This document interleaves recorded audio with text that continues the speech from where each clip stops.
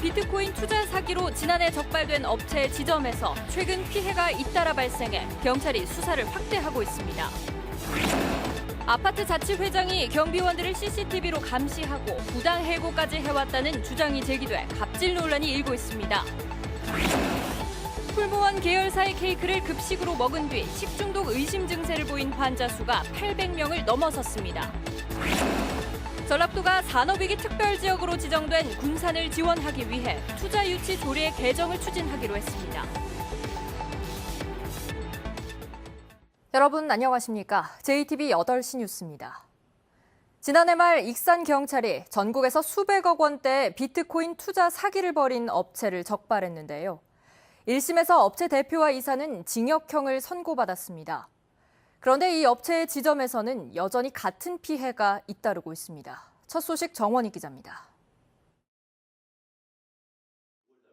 A씨는 지난해 140만 원가량의 한 계좌를 만들면 매일 7달러씩 이익금을 준다는 말에 비트코인 투자에 나섰습니다. 아내와 아들 명의 계좌까지 만들어 2억 1천여만 원을 투자했지만 드문드문 들어오던 이익금은 5달 만에 끊겼습니다. 처음에는 뭐 2주에 한 번씩 돈이 뭐 이자도 나오고 해서 그랬는데 결국은 이제 작년 10월 15일부터 이제 이자가 모이고 아무것도 이제 다 끊어져 본 상태고. 비슷한 피해를 주장하며 정읍경찰에는 최근까지 13명의 고소장이 날아들었습니다. 피해 금액은 모두 4억여 원. 농민과 학원 강사 등 직업도 다양합니다.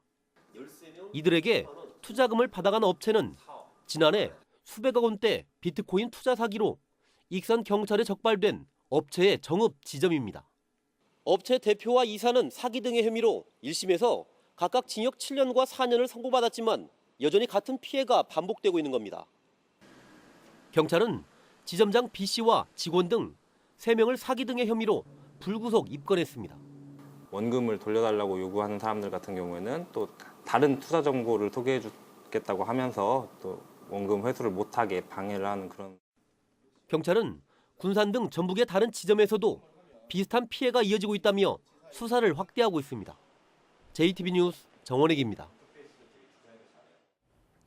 전주의 한 아파트 자치회장이 경비원들을 CCTV로 감시하고 부당 해고까지 해왔다는 주장이 나왔습니다.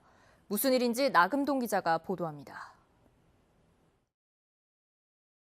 전주의 한 아파트 경비원들은 지난 7월 당황스러운 일을 겪었습니다.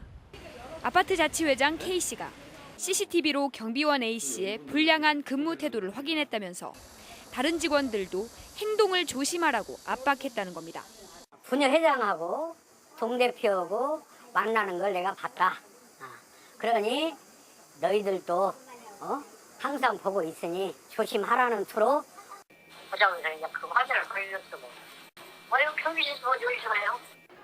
이런 일이 한두 번이 아니었다는 주장입니다. 이제 24시간 것을 적어달라고 24시간 적어줬어요.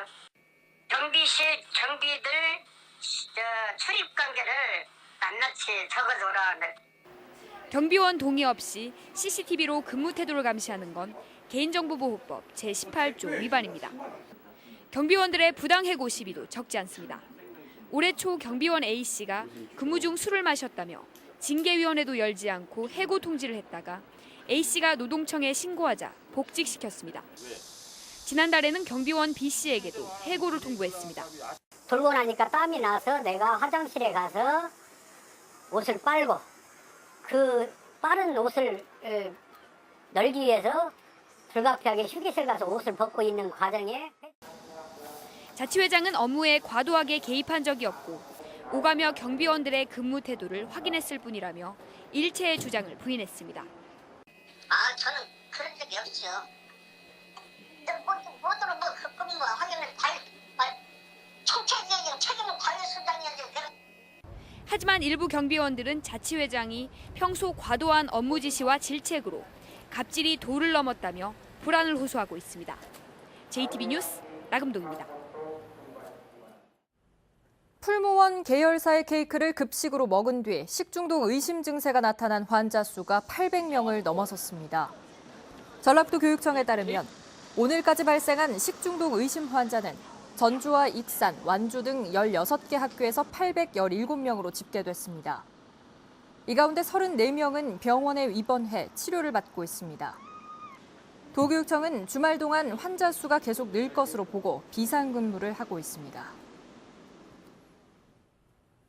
이용호 의원이 아동수당의 상위 10% 배제가 잘못된 판단이었다는 점을 인정하고 이를 바로잡겠다고 말했습니다.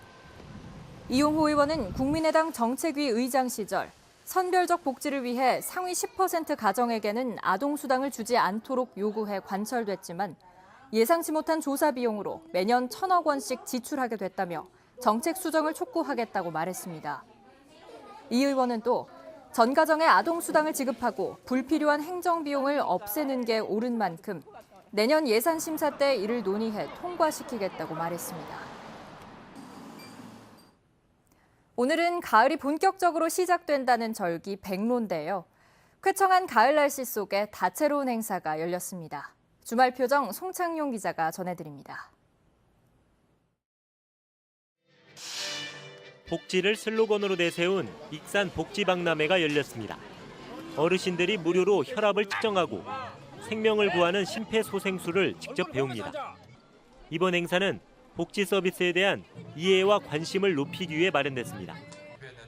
어린이들이 고사리 손으로 열심히 그림을 그립니다. 그림의 주인공은 홀로 사는 할머니, 할아버지입니다. 그림과 함께 쓴 편지는 외로운 할머니, 할아버지에게 전달돼 힘이 될 예정입니다. 드넓은 푸른 야구장이 모습을 드러냅니다. 흙바닥이 인조잔디로 바뀌어 비가 와도 문제없이 경기를 할 수 있습니다. 몇 개 되지 않은 야구장에서 힘들게 경기를 해온 야구 동호인들에게 새로운 야구장 개장은 희소식입니다. 야구장이 많이 없어서 야구 경기 하는데 또 연습할 수 있는 공간이 많지 않았어요. 그런데 이렇게 하나씩 생기는 모습을 보면서 좀 앞으로 야구를 해나가는데 좀 좋지 않을까. 국내 최초의 생태환경 축제, 우주 반딧불 축제가 내일 폐막합니다. 마지막 날인 내일도 반딧불이 체험하기와 섭다리 공연, 안성 낙화놀이 등 다채로운 행사가 펼쳐집니다. JTB 뉴스 송창용입니다. 전라도가 산업위기 특별지역 지원을 위해 투자유치 조례 개정을 추진합니다. 전라도는 산업위기 특별지역으로 지정된 시군은 유치기업에 주는 투자 보조금의 분담 비율을 20%포인트 낮추기로 했습니다. 이에 따라 투자유치 조례가 개정되면 지난 4월 산업위기 특별지역으로 지정된 군산시는 보조금 분담 비율이 70%에서 50%로 낮아집니다. 전통시장 상품권 판매액이 꾸준히 늘고 있습니다.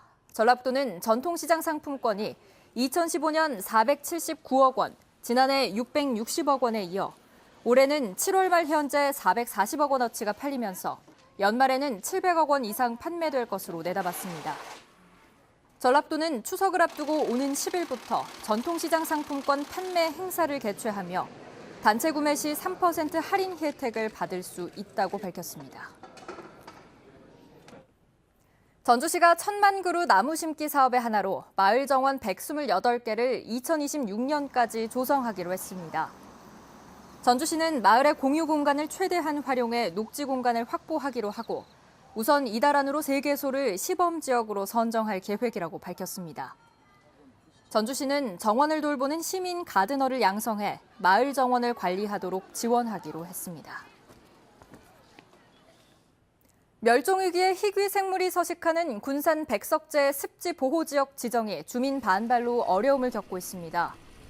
환경부와 군산시는 내년까지 군산 백석제를 습지보호지역으로 지정하기로 하고 주민 의견 수렴 절차를 밟고 있지만 개발 제한 등을 우려한 주민 반발로 공청회조차 열지 못하고 있습니다. 군산 백석제에서 희귀 생물 서식이 확인돼 군산 전북대병원 건립이 철회된 뒤로 지난해부터 습지보호지역 지정이 추진되고 있습니다.